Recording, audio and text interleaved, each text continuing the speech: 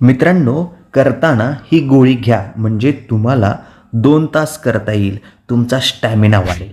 मित्रांनो, आज मी तुम्हाला अशी माहिती सांगणार आहे, जी इंटरनेटवर लाखो लोक शोधतात. पण त्याबद्दल योग्य माहिती फार कमी ठिकाणी मिळते. मार्केटमध्ये अशी एक गोळी उपलब्ध आहे, जिच्याबद्दल अनेक प्रकारचे दावे केले जातात. काही जण म्हणतात ही गोळी घेतली की तासनतास परफॉर्मन्स मिळतो. हो, खरं. पण काहींचा दावा असतो की एक गोळी घेतली की आत्मविश्वास पूर्णपणे बदलून जातो व दाव्यामध्ये खरंच तथ्य आहे. ही गोळी नेमकी कोणती आहे, कशी काम करते, तिचा परिणाम किती वेळ टिकू शकतो. काही गोळ्या अशा देखील आहेत त्या 3-3 दिवस परिणाम करतात. परफॉर्मन्समध्ये खूप दम येतो. आजचा व्हिडिओ शेवटपर्यंत पहा. कोणत्या 2 गोळ्या आहेत जी 2 तासासाठी आहे, कोणती गोळी आहे ती 3 दिवसासाठी आहे. आज व्हिडिओ शेवटपर्यंत नक्की पहा, कारण या व्हिडिओमध्ये मी सोशल मीडियावर फिरणाऱ्या अनेक गैरसमजाचा खुलासा देखील करणार आहे. खरं किती खोटं किती सांगणार आहे आणि खरी कोणती गोळी तुम्हाला घ्यायला पाहिजे हे देखील मी सांगणार आहे. मित्रांनो, सर्वात आधी महत्त्वाचं काय आहे, स्टॅमिना म्हणजे नेमकं काय हे आधी सर्वात समजून घ्यायला पाहिजे. सर्वात आधी एक मोठा गैरसमज आपण दूर करूया. अनेक लोकांना वाटतं की स्टॅमिना म्हणजे फक्त जास्त वेळ संबंध ठेवणे, पण हे पूर्णपणे सत्य नाही. खरं तर स्टॅमिना म्हणजे शरीराची ताकद, मानसिक तयारी, आत्मविश्वास, रक्तप्रवाह आणि एकूण आरोग्य यांचा एकत्रित परिणाम असतो, तो म्हणजे स्टॅमिना. सोशल मीडियावर अनेक लोक मोठमोठे दावे करतात, पण प्रत्येक व्यक्तीचं शरीर वेगळं असतं. त्यामुळे एका व्यक्तीला जे लागू होतं ते दुसऱ्यालाच तसंच लागू होईल असं नाही. आता प्रश्न असा आहे, मार्केटमध्ये ही गोळी इतकी प्रसिद्ध आहे, ती खरंच काय करते? ती शरीरात गेल्यानंतर नेमकं काय होतं? ती प्रत्येकासाठी सुरक्षित असते का? आणि काही लोक ती घेतल्यानंतर समाधानी असतात, तर काहींना त्रास का होतो? चला तर मग याचं उत्तर पाहूया. सर्वात आधी बोलूया सिल्डेनाफिल बद्दल. हे औषध मुख्यतः काही पुरुषांमध्ये निर्माण होणाऱ्या इरेक्टाईल डिस्फंक्शन म्हणजे पुरेशी ताठरता मिळण्यात अडचण असल्यास डॉक्टरांच्या सल्ल्याने दिलं जातं. हे औषध लैंगिक इच्छा निर्माण करत नाही, पण लैंगिक उत्तेजना झाल्यास लिंगामध्ये रक्तप्रवाह वाढण्यास मदत करू शकतं. साधारणपणे डॉक्टरांच्या सल्ल्यानुसार संबंधाच्या 30 ते 60 मिनिटे आधी घेतलं जातं. हे औषध 25 ग्रॅम, 25 mg, 50 mg आणि 100 mg अशा वेगवेगळ्या डोसमध्ये उपलब्ध असू शकतं.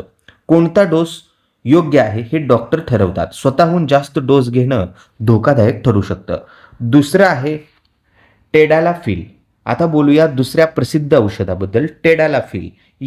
या काही लोकांमध्ये वीकेंड पिल असंही म्हणतात. याचं कारण म्हणजे या औषधाचा परिणाम शरीरात सिल्डेनाफिलपेक्षा जास्त काळ टिकू शकतो. पण याचा अर्थ असा नाही की त्या संपूर्ण वेळेत सतत ताठरता राहते. फक्त जेव्हा लैंगिक उत्तेजना निर्माण होते तेव्हा औषध त्याचं काम करण्यास मदत करू शकतं. म्हणून या औषधाबद्दल सोशल मीडियावर जे दावे केले जातात ते अनेकदा चुकीच्या पद्धतीने समजले जातात. तर मित्रांनो, याचे साईड इफेक्ट्स काय आहेत, कोणत्या औषधामुळे दुष्परिणाम होऊ शकतात, जसं की डोकंदुखी, ॲसिडिटी, चेहरा लाल होणे, नाक बंद होणे किंवा चक्कर येणे, जर छातीत दुखणे, श्वास घेण्यात त्रास किंवा 4 तासापेक्षा जास्त काळ वेदनादायक ताठरता राहिली तर तात्काळ डॉक्टरांशी संपर्क साधा. सर्वात महत्त्वाचा भाग, जर तुम्हाला हृदयविकार असेल, नायट्रोजन सारखी काही हृदयाची औषधं सुरू असतील, नायट्रेट सारखी काही हृदयाची औषधं सुरू असतील, कमी रक्तदाब असेल किंवा गंभीर यकृत किंवा मूत्रपिंडाचा आजार असेल तर डॉक्टरांच्या सल्ल्याशिवाय अशी औषधं घेऊ नका. इंटरनेटवरील सल्ला आणि डॉक्टरांचा सल्ला यात खूप मोठा फरक असतो. तर या सर्व गोष्टीचं कन्क्लुजन काय आहे ते आता मी तुम्हाला सांगतो. तर मित्रांनो, आज आपण सिल्डेनाफिल आणि टेडालाफिल या 2 औषधांबद्दल मूलभूत माहिती जाणून घेतली. तर लक्षात ठेवा, कोणती गोळी जादू करत नाही. चांगलं आरोग्य, नियमित व्यायाम, पुरेशी झोप, ताण कमी ठेवणं आणि डॉक्टरांचा योग्य सल्ला हेच दीर्घकाळ उपयोगी ठरतात. हा व्हिडिओ फक्त शैक्षणिक उद्देशाने बनवलेला आहे. कोणतेही औषध स्वतःहून सुरू करू नका. जर व्हिडिओ आवडला असेल तर लाईक करा, मराठी ऑल अपडेट चॅनलला सबस्क्राईब करा आणि कमेंटमध्ये सांगा पुढचा व्हिडिओ कोणत्या आरोग्यात विषयाबद्दल पाहायला आवडेल. धन्यवाद. जर तुम्हाला अजून काही शंका असतील तर त्या आम्हाला कमेंटमध्ये विचारा. ही गोळी कशी मागवायची, तुम्हाला तर आता मेडिकलमध्ये जाऊन मागणं कठीण असेल तर ही गोळी कशी मागवायची याबद्दल मी पुढचा व्हिडिओ करणार आहे. व्हिडिओ जर हवा असेल तर कमेंटमध्ये सांगा की मला पुढचा पार्ट हवा आहे. तर मित्रांनो, अजून काही तुमचे प्रश्न असतील, या विषयावरती काही प्रश्न असतील तर ते कमेंटमध्ये विचारा. त्याची 100% उत्तर देण्याचा आम्ही प्रयत्न करू. यासोबतच तिथंच कमेंटमध्ये उत्तर देऊ किंवा एखाद्या विषयावर जर जास्त प्रश्न आले असतील तर त्यावरती आपण व्हिडिओ देखील बनवू. पण ही गोळी कशी मागवायची आणि अ, कशी पद्धतीने घ्यायची या संदर्भातला व्हिडिओ जर तुम्हाला पाहिजे असेल तर पार्ट 2 अशी कमेंट करा.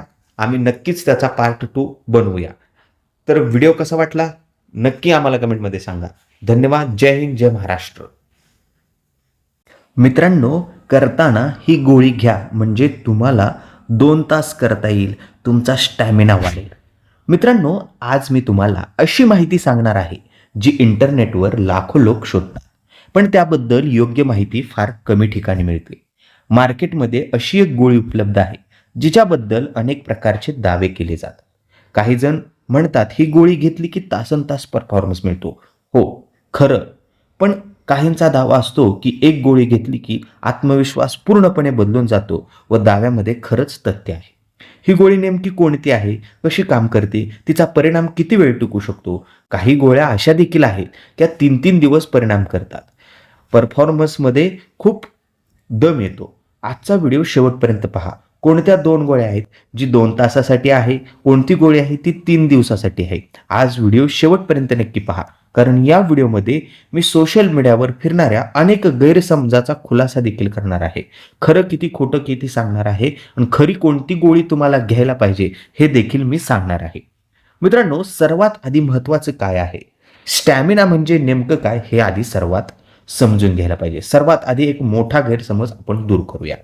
अनेक लोकांना वाटतं की स्टॅमिना म्हणजे फक्त जास्त वेळ संबंध ठेवणे, पण हे पूर्णपणे सत्य नाही. खरं तर स्टॅमिना म्हणजे शरीराची ताकद, मानसिक तयारी, आत्मविश्वास, रक्तप्रवाह आणि एकूण आरोग्य यांचा एकत्रित परिणाम असतो, तो म्हणजे स्टॅमिना. सोशल मीडियावर अनेक लोक मोठमोठे दावे करतात, पण प्रत्येक व्यक्तीचं शरीर वेगळं असतं. त्यामुळे एका व्यक्तीला जे लागू होतं ते दुसऱ्यालाच तसंच लागू होईल असं नाही.